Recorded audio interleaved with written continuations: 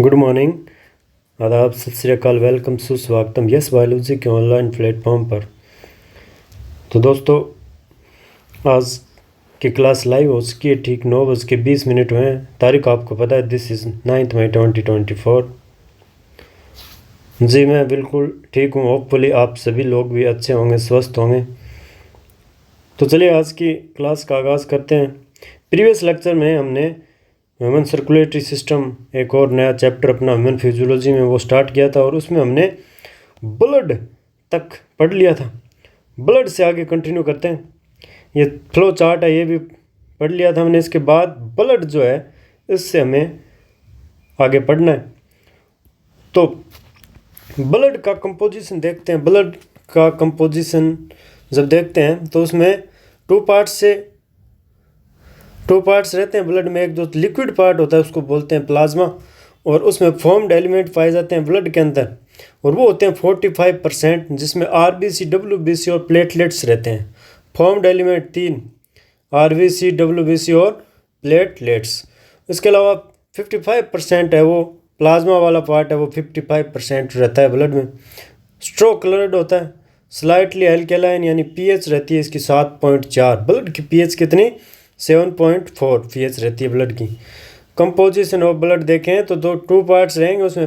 First जो है plasma और सेकंड है फॉर्म्ड एलिमेंट। प्लाज्मा रहता है 55%। जो तरल पार्ट है ब्लड का वो कितना? 55% है ना। स्ट्रोक ब्लड का होता है और स्लाइटली एल्केलाइन होता है, यानी पीएच जो है 7 से थोड़ी सी ज़्यादा, यानी हल्की क्षारीय पीएच होती है ब्लड की। और ब्लड में जो फॉर्म्ड एलिमेंट रहते हैं वो होते हैं आरबीसी, लाल रक्त कणिका, श्वेत रक्त कणिका, और प्लेटलेट्स यानी बिंबाणु। तो ब्लड का कंपोजिशन हो गया। ब्लड के कंपोजिशन में अलग अलग पार्ट है, उनके फंक्शन क्या रहते हैं वो देखते हैं। तो ब्लड में फर्स्ट पार्ट जो रहता है वो होता है प्लाज्मा। प्लाज्मा को देखते हैं। प्लाज्मा में हमने पढ़ा अभी, जो प्लाज्मा है वो ब्लड का कितना होता है? 55% रहता है प्लाज्मा। और 55% प्लाज्मा में पानी कितना होगा? कि प्लाज्मा को मान लें 100%, प्लाज्मा को मान लें 55 इक्वल टू कर लें 100, यानी प्लाज्मा अपने आप में 100 मान लिया। तो उस 100 में भी पानी कितना रहता है? प्लाज्मा में पानी रहता है 90 से 92% पानी रहता है प्लाज्मा में। और पानी आपको पता है अच्छा विलायक है, गुड सॉल्वेंट की भांति कार्य करता है पानी। प्लाज्मा प्रोटीन होती है 3। प्लाज्मा में कितनी प्रोटीन? 3। फर्स्ट जो है फाइब्रिनोजन प्रोटीन, ग्लोबुलिन प्रोटीन और एल्बुमिन प्रोटीन। प्लाज्मा में प्रोटीन वाला पार्ट है ये। फाइब्रिनोजन प्रोटीन जो है वो है ब्लड कोएगुलेशन, यानी रक्त का थक्का जमने से संबंधित होता है। फाइब्रिनोजन किससे संबंधित? फॉर ब्लड कोएगुलेशन, यानी क्लोटिंग से संबंधित रहता है फाइब्रिनोजन। उसके बाद ग्लोबुलिन है, वो एंटीबॉडी की भांति कार्य करता है। गामा ग्लोबुलिन किसकी तरह व्यवहार करता है? एंटीबॉडी की तरह। एल्बुमिन जो है ओस्मोटिक बैलेंस से संबंधित है। प्रासरण नियमन से संबंधित कौन सी प्रोटीन? एल्बुमिन। एंटीबॉडी यानी डिफेंस मैकेनिज्म से संबंधित कौन सी प्रोटीन? ग्लोबुलिन। रक्त का थक्का जमाने से संबंधित कौन सी प्रोटीन? Fibrinogen protein. इसके अलावा प्लाज्मा में ग्लूकोज, अमीनो एसिड, लिपिड और कोलेस्ट्रॉल रहते हैं, जो एनर्जी से संबंधित है और शरीर की वृद्धि, ग्रोथ से के लिए उत्तरदायी रहते हैं। Glucose, amino acid, lipid, cholesterol energy production से संबंधित है, ये जो किस में पाए जाते हैं? प्लाज्मा में। प्लाज्मा में इसके अलावा इनऑर्गेनिक वाला पार्ट कौन सा? Sodium, magnesium, chloride ion, bicarbonate ion, calcium ion, ये सभी आयन है और ये प्लाज्मा में रहते हैं। तभी तो यहाँ पे पानी 90 से 92% पानी है, क्योंकि यहाँ पे ये आयन पाए जाते हैं, और जहाँ पे आयन होंगे तो उनके साथ पानी भी रहेगा। गैसेज भी रहती है, O2, CO2, नाइट्रोजन, जो ट्रांसपोर्ट करता है प्लाज्मा। प्लाज्मा में ये गैसें पाई जाती है, ऑक्सीजन, CO2, इनको घुलित अवस्था में प्लाज्मा इनका ट्रांसपोर्ट करता है। देखिए इंपॉर्टेंट पार्ट है ये। प्लाज्मा में क्या क्या हो गया? प्लाज्मा में 90 से 92% पानी है। पानी एक अच्छा विलायक, गुड सॉल्वेंट। प्लाज्मा में 3 तरह की protein, fibrinogen protein, globulin protein, albumin protein. Albumin है ऑस्मोटिक बैलेंस से संबंधित, ग्लोबुलिन एंटीबॉडी प्रोडक्शन से संबंधित, और फाइब्रिनोजन है वो ब्लड का थक्का जमाने से संबंधित। ग्लूकोज, अमीनो एसिड, लिपिड और कोलेस्ट्रॉल है वो एनर्जी प्रोडक्शन से संबंधित है। इनऑर्गेनिक में क्या क्या, सोडियम, मैग्नीशियम क्लोराइड, बाइकार्बोनेट और कैल्शियम आयन है वो ओस्मोसिस को नियंत्रित करते हैं। और इसके अलावा गैसेज भी पाई जाती है। सेकंड पार्ट जो प्लाज्मा में से क्लोटिंग फैक्टर को हटा दिया जाए वो कहलाता है सीरम। क्या कहलाता है? सीरम। प्लाज्मा में से अगर क्लोटिंग फैक्टर को रिमूव कर दिया जाए, क्लोटिंग फैक्टर को रिमूव कर दिया जाए, क्लोटिंग फैक्टर रिमूव कर दिया जाए तो वो क्या कहलाता है? वो कहलाता है serum. Plasma without clotting factor is called serum. Plasma without clotting factor is called serum. इसके अलावा ब्लड में फॉर्म्ड एलिमेंट रहते हैं। ब्लड में क्या रहते हैं? 45% रहते हैं फॉर्म्ड एलिमेंट, जिनसे ब्लड मिलकर बना है। फॉर्म्ड एलिमेंट में 3 आएंगे, आरबीसी, डब्ल्यूबीसी और प्लेटलेट्स। प्लेटलेट्स को बिम्बाणु यानी थ्रोम्बोसाइट्स भी कहते हैं। डब्ल्यूबीसी वाइट ब्लड सेल जिसको ल्यूकोसाइट भी कहते हैं, और आरबीसी रेड ब्लड सेल जिसको इरिथ्रोसाइट भी कहते हैं। आरबीसी का प्रोडक्शन कहलाता है इरिथ्रोपोएसिस, यानी आरबीसी का formation of RBC is called erythropoiesis, क्योंकि आरबीसी को इरिथ्रोसाइट के नाम से जानते हैं।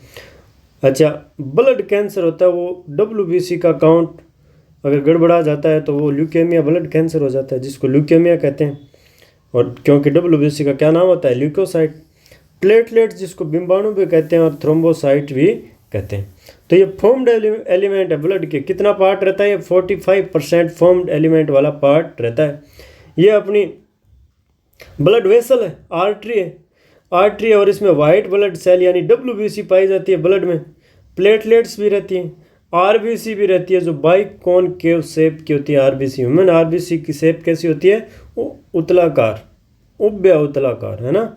बाइकॉनकेव, उभ्य अवतलाकार शेप की होती है। इसके अलावा जो है तो ब्लड के फॉर्म्ड एलिमेंट में फर्स्ट जो है वो है फीचर्स। आरबीसी के बारे में पढ़ते हैं और आरबीसी के क्या फीचर्स हैं। आरबीसी को इरिथ्रोसाइट भी कहते हैं, और आरबीसी का फॉर्मेशन कहलाता है इरिथ्रोपोएसिस, और आरबीसी का अनदर नेम जो है वो है इरिथ्रोसाइट। आरबीसी रेड कलर की होती है क्योंकि इसमें हीमोग्लोबिन वर्णक पाया जाता है, हीमोग्लोबिन। और नॉर्मल हीमोग्लोबिन लेवल जो ब्लड में होता है वो होता है 12 से 16 ग्राम पर 100 ml। 12 to 16 ग्राम पर 100 ml हीमोग्लोबिन का लेवल पाया जाता है। आरबीसी का लाइफ स्पान है वो 120 डेज होता है, 120 दिन। आरबीसी का जीवन काल कितना? 120 दिन। आरबीसी का काउंट रहता है 5 to 5.5 million per metre cube में। 5 से 5.5 मिलियन पर मीटर क्यूब में आरबीसी का काउंट रहता है। आरबीसी का फॉर्मेशन होता है रेड बोन मेरो में। लाल अस्थि मज्जा में आरबीसी का निर्माण होता है। आरबीसी की स्ट्रक्चर होती है उभ्य अवतल यानी बाइकॉनकेव इन शेप। आरबीसी में किसी प्रकार का न्यूक्लियस नहीं होता, no nucleus, no mitochondria and no Golgi complex. किसी प्रकार के कोई भी ऑर्गेनेलिज नहीं पाए जाते हैं आरबीसी के अंदर। न्यूक्लियस भी एब्सेंट रहता है, माइटोकॉन्ड्रिया और गोल्जी कॉम्प्लेक्स ये सभी एब्सेंट रहते हैं, ताकि उसमें आरबीसी में अधिक से अधिक क्या हो? हीमोग्लोबिन और ऑक्सीजन का परिवहन ज़्यादा से ज़्यादा हो। आरबीसी का फंक्शन क्या रहता है? गैसों को ट्रांसपोर्ट करना, ऑक्सीजन और CO2 को ट्रांसपोर्ट करना, क्योंकि आरबीसी में हीमोग्लोबिन रहता है। हीमोग्लोबिन में हेम पार्ट है जो ऑक्सीजन के साथ क्रिया करके ऑक्सो हीमोग्लोबिन एंड CO2 के साथ क्रिया करके कार्ब एमिनो हीमोग्लोबिन का निर्माण करता है। यानी आरबीसी जो है गैसों का ट्रांसपोर्ट करती है। जो आरबीसी नॉर्मल बाइकॉनकेव शेप की नहीं होती है उनको डिस्ट्रॉय कर दिया जाता है। डिस्ट्रॉय यानी उनको ख़त्म कर दिया जाता है। कहाँ? स्प्लीन में। इसलिए स्प्लीन को आरबीसी का कब्रिस्तान यानी ग्रेवयार्ड ऑफ आरबीसी भी कहा जाता है। Worn out RBC are destroyed in spleen graveyard of RBC. ठीक है भाई, ये आरबीसी कंप्लीट। आरबीसी किस कलर की? रेड कलर की, ड्यू टू हीमोग्लोबिन वर्णक। पर 100 ml में हीमोग्लोबिन का काउंट रहता है 12 to 16 ग्राम। आरबीसी का लाइफ स्पान 120 डेज। आरबीसी का count 5 to 5.5 million per metre cube. RBC formed in red bone marrow. RBC structure में बाइकॉनकेव। आरबीसी में न्यूक्लियस, माइटोकॉन्ड्रिया, गोल्जी कॉम्प्लेक्स ये सभी एब्सेंट रहते हैं, और आरबीसी का फंक्शन रहता है गैसों को ट्रांसपोर्ट करना। उसके बाद नेक्स्ट जो फॉर्म्ड एलिमेंट है ब्लड का वो है डब्ल्यूबीसी। क्या है? डब्ल्यूबीसी। WBC को ल्यूकोसाइट कहते हैं और RBC को इरिथ्रोसाइट कहते हैं। WBC का कोई कलर नहीं होता, यानी कलरलेस होती है। लाइफ स्पान इनका अलग अलग रहता है, 1 to 15 डेज। WBC का काउंट रहता है 6000 to 8000 पर मीटर क्यूब। RBC का फॉर्मेशन रेड बोन मेरो में, इसका भी बोन मेरो में, लिम्फ ग्लैंड में और स्प्लीन में। बोन मेरो में भी फॉर्मेशन होता है, स्प्लीन में भी रहता है और लिम्फ ग्लैंड में भी WBC का निर्माण होता है। अच्छा, WBC में न्यूक्लियस रहता है, RBC में न्यूक्लियस एब्सेंट होता है, लेकिन WBC में न्यूक्लियस विभिन्न शेप एंड साइज के न्यूक्लियस पाए जाते हैं, डिफरेंट टाइप के न्यूक्लियस पाए जाते हैं। अलग अलग WBC 5 प्रकार की होती है, वैसे ग्रेनुलोसाइट और एग्रेनुलोसाइट। WBC का फंक्शन इम्यून सिस्टम में प्रतिरक्षा तंत्र से संबंधित होती है WBC। और WBC 5 प्रकार की होती है, न्यूट्रोफिल, इयोसिनोफिल और बेसोफिल, और इसके अलावा लिम्फोसाइट और मोनोसाइट। WBC का कोई कलर नहीं है, यानी कलरलेस। काउंट कितना, 6000 to 8000 पर मीटर क्यूब। फॉर्मेशन कहाँ, बोन मेरो, लिम्फ ग्लैंड और स्प्लीन में। RBC में न्यूक्लियस था और नहीं था, लेकिन WBC न्यूक्लिएटेड होती है, डिफरेंट टाइप के न्यूक्लियस पाए जाते हैं। और WBC प्रतिरक्षा तंत्र से संबंधित होती है, जो बाहर से आने वाले सूक्ष्म जीवों से हमारे शरीर की रक्षा करता है। WBC इम्यून सिस्टम से संबंधित कार्य करती है।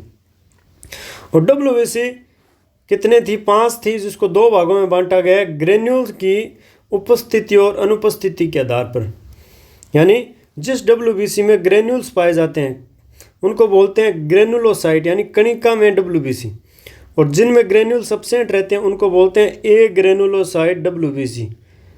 जिनमें ग्रेन्यूल प्रेजेंट वो ग्रेनुलोसाइट, वो 3 होती है, न्यूट्रोफिल, इयोसिनोफिल और बेसोफिल। जिनमें ग्रेन्यूल एब्सेंट रहते हैं वो एग्रेनुलोसाइट, और वो मोनोसाइट और लिम्फोसाइट 2 टाइप की होती है। लिम्फोसाइट, बी लिम्फोसाइट और टी लिम्फोसाइट 2 भागों में बंटी रहती है। बी लिम्फोसाइट यानी बोन मेरो में मैचुरेशन होगा जिस लिम्फोसाइट का, वो कहलाएगी बी लिम्फोसाइट, और जिस लिम्फोसाइट का मैचुरेशन थाइमस में होगा वो कहलाएगी टी लिम्फोसाइट।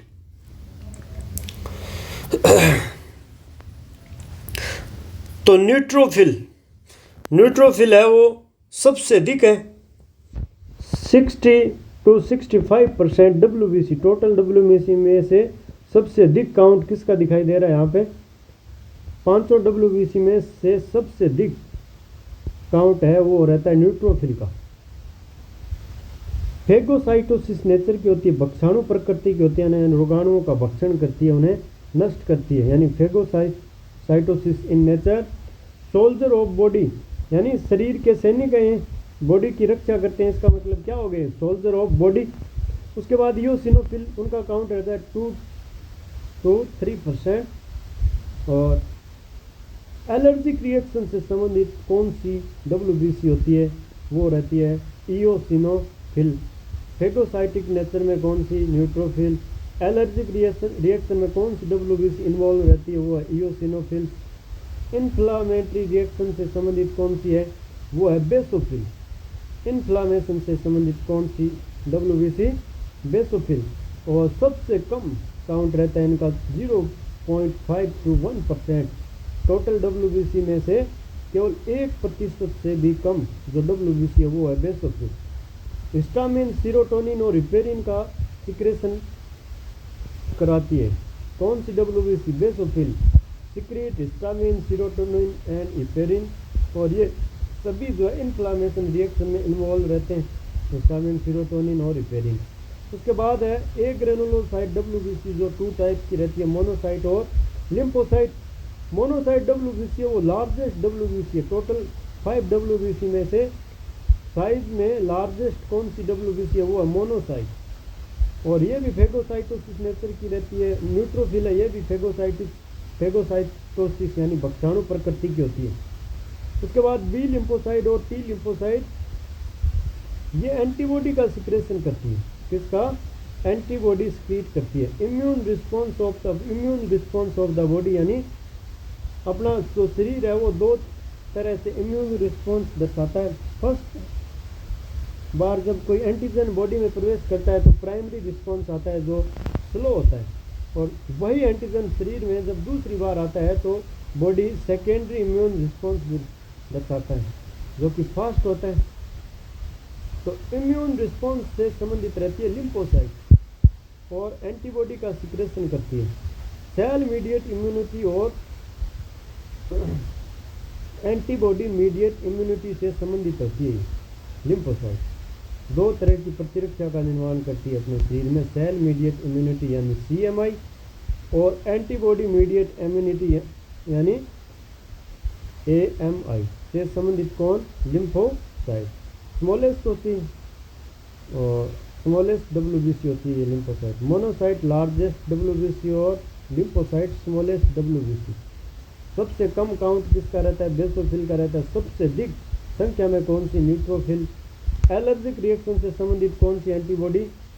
वो होती है इयोसिनोफिल। एलर्जिक रिएक्शन में कौन सी इन्वॉल्व रहती है? इयोसिनोफिल। स्मॉलेस्ट कौन सी? लिम्फोसाइट। लार्जेस्ट कौन सी? मोनोसाइट। ठीक है भाई। इसके बाद नेक्स्ट जो है वो ब्लड में तीसरा पार्ट जो है ब्लड का वो है RBC पढ़ लिया, WBC पढ़ लिया। उसके बाद आती है बिम्बाणु यानी प्लेटलेट्स या थ्रोम्बोसाइट। थर्ड जो कंपोनेंट है ब्लड का, प्लाज्मा पढ़ा था हमने। उसके बाद 3 पार्ट में डिवाइड करके RBC WBC और फॉर्म्ड एलिमेंट में तीसरा जो पार्ट है वो है प्लेटलेट्स या बिम्बाणु। ये भी क्या है? कलरलेस है। लाइफ स्पान कितना? 7 दिन का रहता है। काउंट 1.5 to 3.5 लाख पर मीटर क्यूब काउंट रहता है। और फॉर्मेशन कहाँ होता है प्लेटलेट्स का? इनका निर्माण होता है mega karyocyte in bone marrow. Bone marrow यानी अस्थि मज्जा में मेगा कैरियोसाइट से निर्माण होता है। किसका? प्लेटलेट्स का। स्ट्रक्चर कैसी? इनमें भी किसी प्रकार का केंद्रक नहीं होता, यानी नॉन न्यूक्लिएटेड सेल फ्रेगमेंट होता है ये प्लेटलेट्स। और फंक्शन क्या है? प्लेटलेट्स रक्त का थक्का जमाने में इन्वॉल्व रहती है, इसलिए ब्लड क्लॉटिंग से संबंधित कौन होता है? प्लेटलेट्स RBC या WBC। मेनली कौन रहती है? प्लेटलेट्स है, वो रक्त का थक्का जमाने में सहायक होती है, यानी ब्लड क्लॉटिंग से संबंधित होती है। क्या इसमें किसी प्रकार का न्यूक्लियस पाया जाता है? नहीं, न्यूक्लियस नहीं होता, इसलिए ये नॉन न्यूक्लिएटेड होती है। लाइफ स्पान कितना रहता है प्लेटलेट्स का? 7 डेज लाइफ स्पान रहता है। कलर में कैसी होती है प्लेटलेट्स? कलरलेस होती है। काउंट कितना? 1.5 to 3.5 लाख पर मीटर क्यूब काउंट रहता है प्लेटलेट्स, जिसको थ्रोम्बोसाइट के नाम से भी जानते हैं। तो ब्लड में फॉर्म्ड एलिमेंट होते हैं 3, RBC WBC और प्लेटलेट्स, जो हमने पढ़ लिए हैं। चलिए नेक्स्ट जो है इसके बाद ब्लड कोएगुलेशन यानी रक्त का थक्का जमना। अगर रक्त का थक्का, अगर हमें कभी अगर चोट लग जाए और रक्त का थक्का नहीं जमे तो बॉडी से रक्त का लॉस होता रहेगा और डेथ भी हो सकती है व्यक्ति की। तो रक्त लॉस, ब्लड का लॉस ना हो, उससे बचाने के लिए रक्त का क्या होता है? जमाव होता है, यानी ब्लड कोएगुलेशन होता है, रक्त का थक्का जम जाता है। It is a mechanism of haemostasis. It is a mechanism of haemostasis prevention of blood loss through injury. जब कभी इंजरी हो जाती है, यानी अपने को चोट लग जाती है, तो ब्लड का लॉस होता है और उस ब्लड लॉस से बचाने के लिए वहाँ पे रक्त का थक्का जम जाता है तो ब्लड का लॉस नहीं होता। यानी मैकेनिज्म है किससे संबंधित? हेमोस्टेसिस से संबंधित। हेमोस्टेसिस मतलब prevention of blood loss through injury. Injury से अगर ब्लड लॉस हो रहा है तो उससे बचाने के लिए रक्त क्या करता है? रक्त का जमाव हो जाता है, ब्लड कोएगुलेशन हो जाता है। तो ब्लड कोएगुलेशन के स्टेप कौन से रहते हैं देखते हैं। यानी रक्त का थक्का कैसे बनता है, रक्त का थक्का कैसे बनता है उसको देखते हैं। साइट ऑफ इंजरी, यानी कभी अपने को चोट लग गई पैर में, साइट ऑफ इंजरी दिखा रखा है इस डायग्राम में। वहाँ पे जो डैमेज टिश्यू और प्लेटलेट्स हैं, क्लम्प्ड प्लेटलेट्स एंड टिश्यू है, वो रिलीज़ करेंगे किसको? थ्रोम्बोप्लास्टिन को रिलीज़ करते हैं। डैमेज जो टिश्यू है, जहाँ पे अपने को चोट लगी है, इंजरी हुई है, वो डैमेज टिश्यू थ्रोम्बोप्लास्टिन रिलीज़ करता है।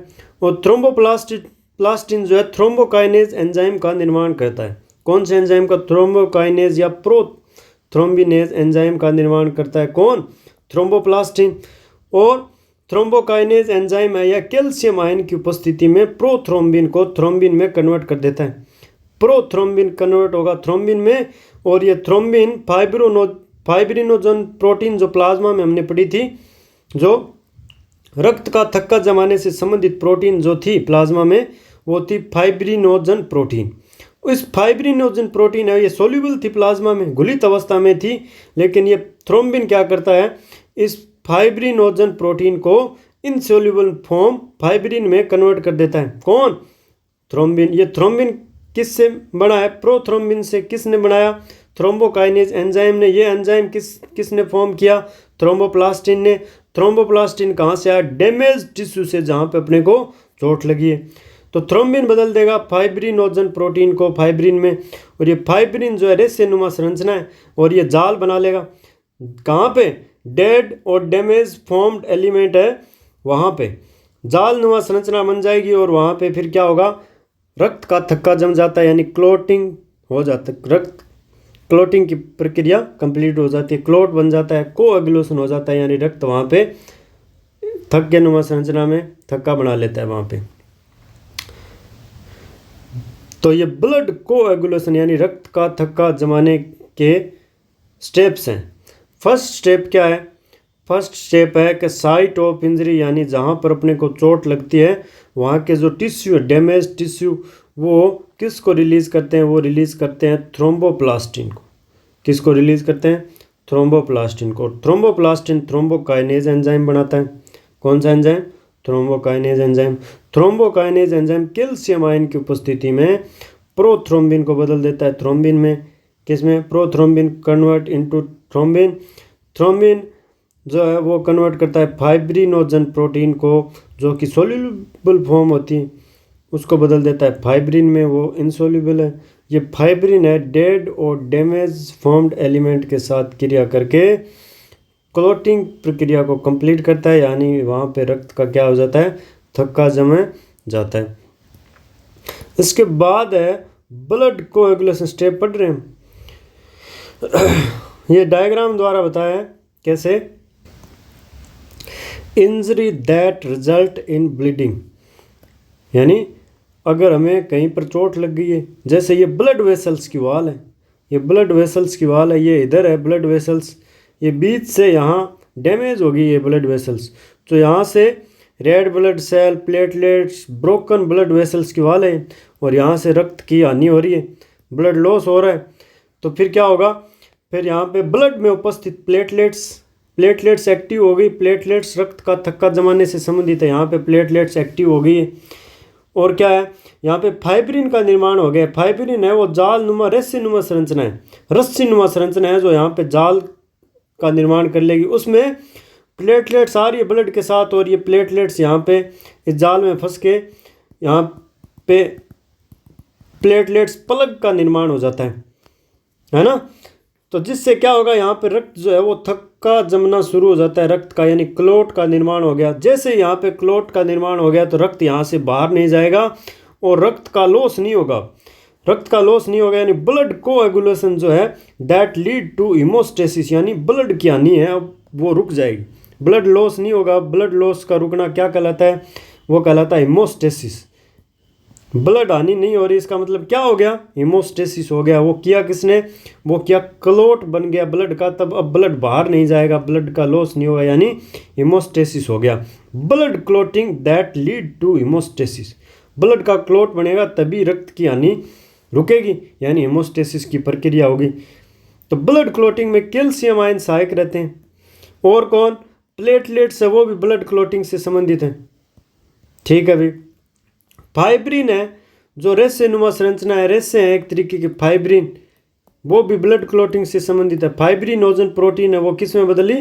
फाइब्रिन में। तो ये सभी ब्लड क्लोटिंग में इन्वॉल्व रहते हैं।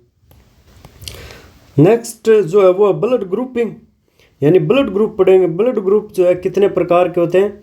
ब्लड ग्रुप जो है 4 प्रकार का होता है। जितने भी पृथ्वी पर ह्यूमन पाए जाते हैं, मेनली जो ब्लड ग्रुप है वो कितने प्रकार के? 4 प्रकार के।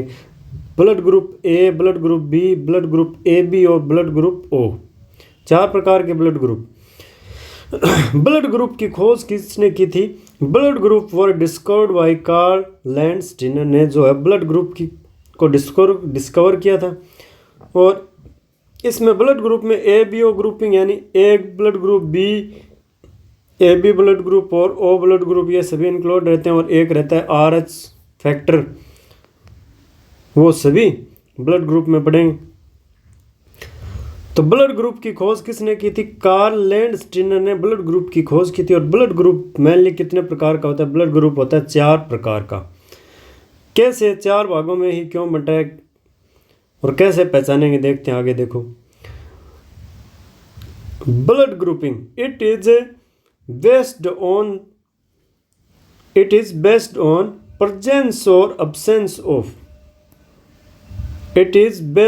presence or absence of two surface antigen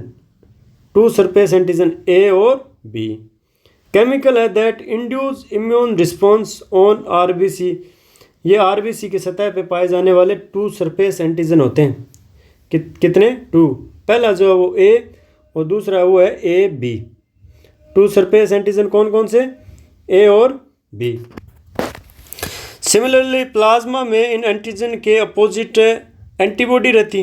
कहाँ पे? प्लाज्मा में। और एंटीजन कहाँ रहते हैं? आरबीसी की सरफेस पे। एंटीजन क्या होते हैं? ये होते हैं केमिकल और ये इंड्यूस करते हैं इम्यून रिस्पॉन्स को।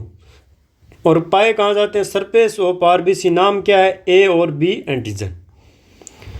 इस ए और बी एंटीजन की प्रेजेंस और अब्सेंस के बेस पे ब्लड ग्रुप को 4 भागों में बांटा गया। A blood group, B blood group A B और ब्लड ग्रुप ओ। ठीक है, अभी ओ या ब्लड ग्रुप 0 ब्लड ग्रुप जो भी। Similarly plasma contain 2 antibody. इसी तरह प्लाज्मा में 2 एंटीबॉडी रहती है जो प्रोटीनियस होती है और protein produce in response to antigens. Namely इनको नाम दिया गया एंटीबॉडी ए और एंटीबॉडी बी। क्या नाम दिया गया एंटीबॉडी को? ए और बी। देखो, ये आरबीसी है। ये क्या है? ये आरबीसी है। और इस आरबीसी की सतह पे एंटीजन है ए और नीचे ये प्लाज्मा है। इस प्लाज्मा में एंटीबॉडी कौन सी है? एंटीबॉडी बी है। अगर किसी व्यक्ति का ब्लड ग्रुप ए है तो उसकी प्लाज्मा में कौन सी एंटीबॉडी होगी? उसकी प्लाज्मा में एंटीबॉडी होगी बी। और किसी पर्सन का blood group B blood group है तो उसकी प्लाज्मा में एंटीबॉडी होगी ए। और अगर ब्लड ग्रुप ए बी है तो उसकी प्लाज्मा में किसी तरह की कोई एंटीबॉडी नहीं होगी। अगर किसी का ब्लड ग्रुप ए पी है तो उसके प्लाज्मा में एंटीबॉडी है क्या? कोई एंटीबॉडी नहीं है। नहीं एंटीबॉडी ए और ना ही एंटीबॉडी बी है। Neither antibody A nor antibody B. अगर आरबीसी की सतह पे किसी प्रकार का कोई एंटीजन नहीं है तो वो ब्लड ग्रुप कहलाता है ओ ब्लड ग्रुप या 0 ब्लड ग्रुप। किसी व्यक्ति की आरबीसी की सरफेस पे अगर कोई एंटीजन नहीं है तो ब्लड ग्रुप कहलाएगा ब्लड ग्रुप ओ।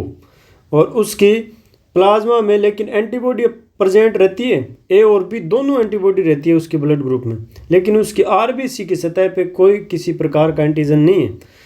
इस आरबीसी की सतह पर ये भी एंटीजन है, बी एंटीजन ये रहा। और ये जो एंटीजन है ये ए ये भी है। इसका मतलब ये ब्लड ग्रुप हो गया ए बी। ये ब्लड ग्रुप कौन सा? ओ। इसके आरबीसी की सतह पे बी एंटीजन है तो ये ब्लड ग्रुप हो गया बी। और इस आरबीसी की सतह पे ए एंटीजन है तो ये ब्लड ग्रुप हो गया ए। प्लाज्मा में एंटीबॉडी यहाँ पे कौन सी है? बी है। यहाँ कौन सी एंटीबॉडी है? प्लाज्मा में ए है। यहाँ पे नए एंटीबॉडी ए और बी दोनों ही एब्सेंट है और यहाँ दोनों ही प्रेजेंट है। उसके बाद जो ब्लड ग्रुप है वो 4 प्रकार का है। देखते हैं 4 प्रकार का ब्लड ग्रुप। पहला हमने देखा था ए ब्लड ग्रुप, दूसरा A B blood group, third जो था वो था ए बी ब्लड ग्रुप और फोर्थ वन है वो है O blood group. A blood group जिसका है उसमें आरबीसी की सतह पे ए एंटीजन पाया जाता है। उसमें आरबीसी की सतह पे कौन सा एंटीजन? A antigen. और जिस व्यक्ति का बी ब्लड ग्रुप है उसमें आरबीसी की सरफेस पे बी एंटीजन पाया जाता है। जिस पर्सन का ब्लड ग्रुप ए बी है उसमें आरबीसी की सतह पे ए ब्लड ग्रुप वाला एंटीजन भी होगा और बी ब्लड ग्रुप वाला भी एंटीजन होगा। जैसे ये आरबीसी है और इसमें आरबीसी की सतह पे ये ए एंटीजन है, तो इसमें थर्ड वाले में ये ए एंटीजन भी होगा और ये बी एंटीजन भी होगा। यानी ए बी ब्लड ग्रुप वाले व्यक्ति में आरबीसी की सतह पे दोनों एंटीजन रहते हैं, ए और बी। लेकिन इसके विपरीत अगर किसी व्यक्ति का ओ ब्लड ग्रुप है तो उसमें किसी प्रकार का कोई एंटीजन नहीं होता आरबीसी की सतह पे, यानी नील एंटीजन। अच्छा, एंटीबॉडी कौन सा होगा? ए ब्लड ग्रुप वाले व्यक्ति में प्लाज्मा में एंटीबॉडी रहती है बी ब्लड ग्रुप वाले व्यक्ति के प्लाज्मा में एंटीबॉडी रहती है ए बी ब्लड ग्रुप वाले व्यक्ति के प्लाज्मा में किसी तरह की कोई एंटीबॉडी नहीं होती है। ओ ब्लड ग्रुप वाले व्यक्ति की प्लाज्मा में एंटीबॉडी ए और एंटीबॉडी बी दोनों प्रेजेंट रहती है, लेकिन एंटीजन नहीं है इसके पास। अच्छा, अब देखते हैं कि ए ब्लड ग्रुप वाला व्यक्ति किससे रक्त ले सकता है और किसको रक्त दे सकता है।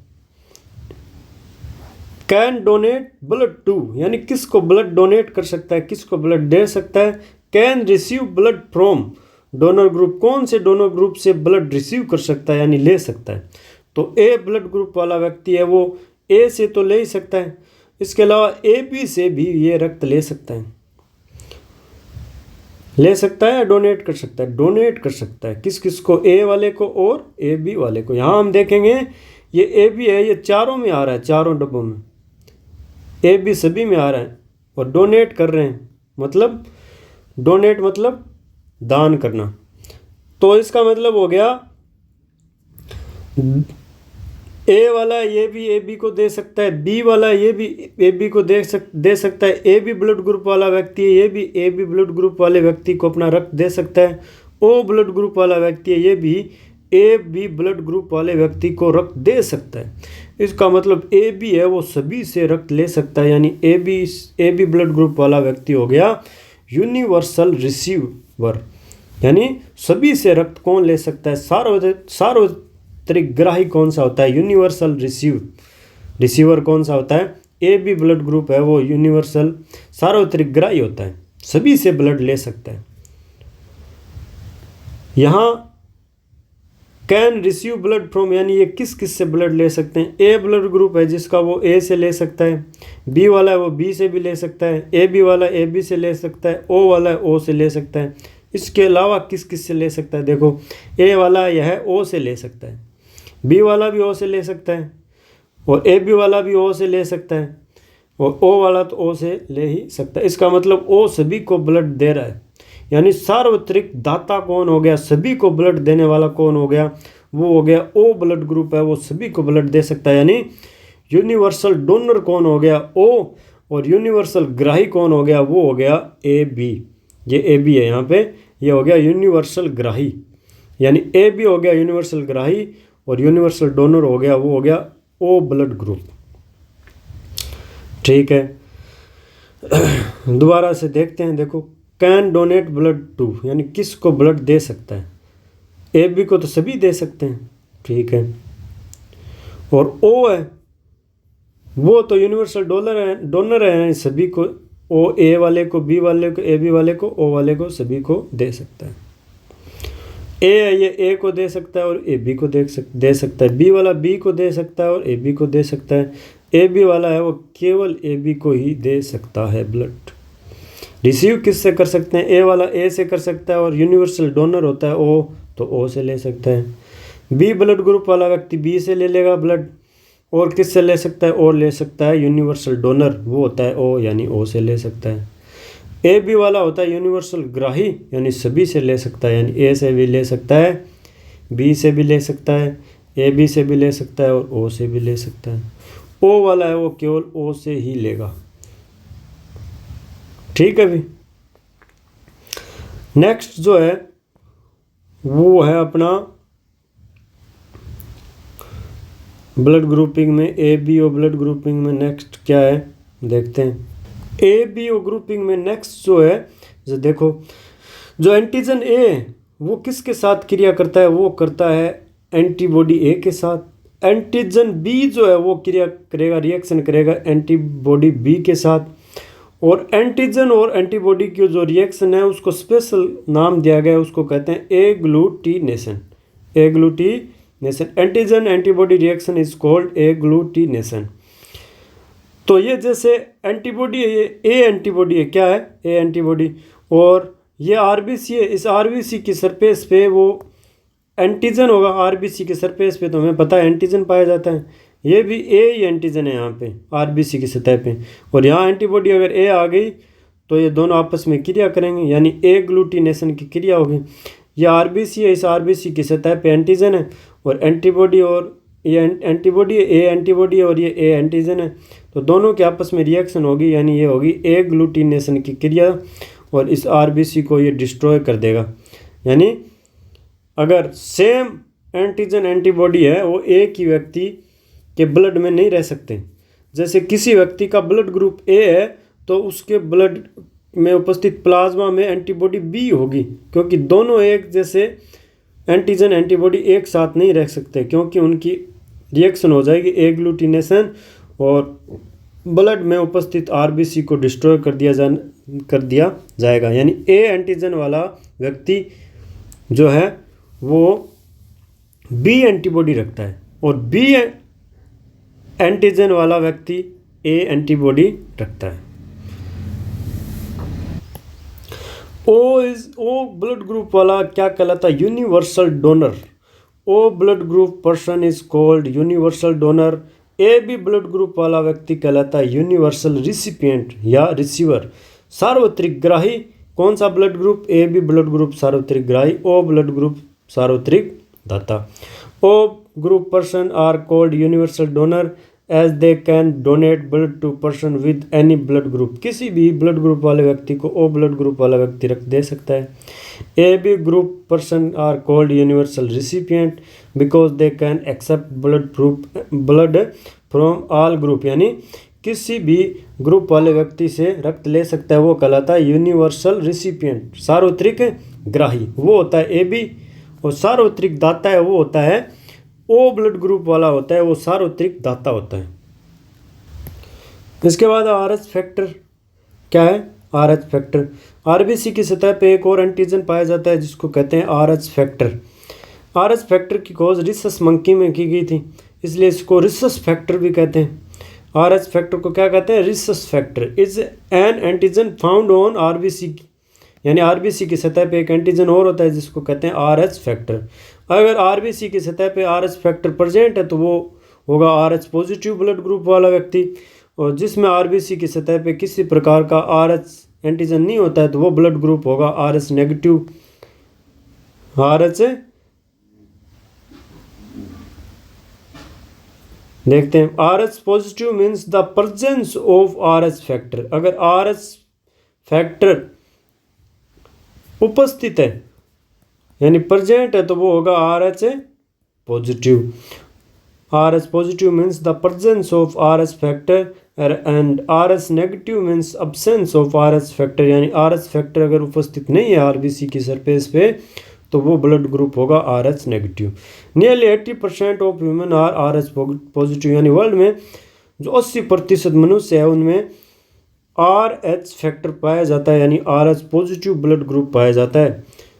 लगभग कितना? 80% ह्यूमन में। ठीक है भाई, चलिए फिर आज के लिए इतना ही रखते हैं, बाकी जो है अपन नेक्स्ट क्लास में इस चैप्टर को कंटिन्यू करेंगे। तब तक के लिए जय हिंद, जय भारत।